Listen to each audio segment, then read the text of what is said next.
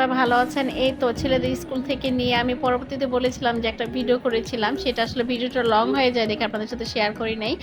School থেকে যেদিন আসছিলাম তার ভিডিও দিলাম। তারপরের দিন যে আমি মার্কেটে গিয়েছিলাম সেটা কিন্তু ভিডিওটা শেয়ার করা হয় নাই। সেটা হলো টঙ্গী বাজার নামছিলাম একটু। কারণ আমার কিছু কাজ ছিল টঙ্গী বাজার, আমার কিছু মানে মশলাপট্টি থেকে কিছু মসলা নেওয়া, তারপর হলো কিছু আমার হাবিজাবি যাকে বলে কিনা। তো আমি এখন টঙ্গী বাজার যাচ্ছি। দেখেন টঙ্গী বাজার আর টঙ্গী বাজারের মতো নাই, এটা ভিতরে গলিটা দিয়ে যেটা দিয়ে বাইরের রাস্তা দিয়ে বের হয়, এটা হলো সেই রাস্তা। আপনারা টঙ্গী আশেপাশে যদি কেউ আমার ভিডিওটি দেখে থাকেন অবশ্যই আমার কমেন্ট করবেন, তাহলে বুঝতে পারবো যে আপনারা হয়তো আমার আশেপাশে কেউ আছে। তো প্রথমত এখান থেকে আমি ডাইনিং টেবিলের জন্য আমার একটা প্লাস্টিকের কাগজ লাগবে। আমার আগেটা ফোটা হয়ে গেছে, মানে আমার বাচ্চারা যে কিভাবে ফোটা করে সেটা আমি নিজেও বুঝতে পারি না। কলম নেয়, ছুরি নেয়, সুই নেয়, মানে যা পায় তাই দিয়ে তারা এক সামান্য একটা নেল কাটা দিয়ে পর্যন্ত ওরা আমার সবকিছু ফোটা করে ফেলে।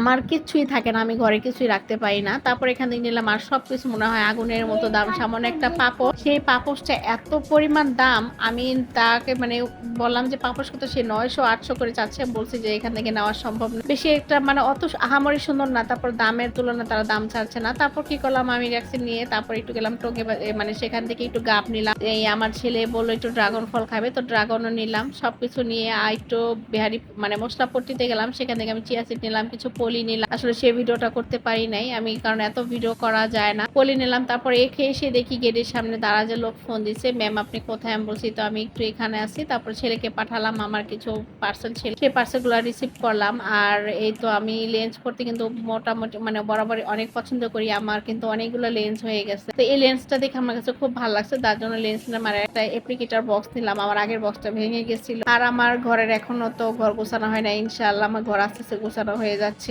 সবকিছুই। আর ছেলে বেলুন চাইছিল, তো তাকে এই বেলুন গুলো কিনে দেওয়া হলো। আমার ছেলে অনেক অনেক পছন্দ করছে এই বেলুন গুলো, ওকে বেলুন কিনে দিতে বলছে। দেখেন কি অবস্থা, সে এখানেই সবকিছু ফুলাবে। তারপর ছেলেকে বেলুন কিনে দিলাম। তারপর এখন একটা সারপ্রাইজ আসবে আমাদের জন্য, ওর বাবা আমাদের ফোন দিয়ে বলছে একটা সারপ্রাইজ আসছে আমাদের জন্য। তো তার সারপ্রাইজে আশায় রয়ে গেলাম। আর এখানে একটা দুঃখজনক ঘটনা হলো, আমার খালা আজকে পাখি পরিষ্কার করতে যে পাখির খাঁচাটা পুরাই ফাঁকা করে গেছে। এসে দেখি সে ওয়ালের মধ্যে পাখিটা বের হয়ে আছে। আমার ছেলে তো পুরা মাথা নষ্ট, সে পাখিটাকে অনেক কষ্ট করে 1 থেকে 1.5 ঘন্টা পরে পাখিটাকে ধরে খাঁচায় ঢুকাইলো। তারপরেই তো আমাদের সারপ্রাইজ হলো, একটা স্মার্ট টেলিভিশন নিয়ে আসছে ওর বাবা। তো সেটা আসলো, এখন আমাদের এটা ফিটিং করতে পারবো না, এটা সেট করতে হলে মানে ওনাদের ওখান থেকে লোক আসতে হয়, তো সেই লোক এসে ঠিক করে দিয়ে মানে লাগাই দিয়ে যাবে। তো চাইছিলাম যে ভিতরে একটু ডিজাইন করতে, তো ডিজাইন করতে একটু সময় লাগবে। বলছে আপাতত টিভিটা এইভাবে সেট করো, তারপর তোমাকে ডিজাইন করে দিব, কারণ এর মধ্যে কিছু ফার্নিচার দিয়ে আসছি, সে ফার্নিচার গুলো আসবে। তো সবকিছু মিলিয়ে আসলে একসাথে হজবরল হয়ে যাবে, যার জন্য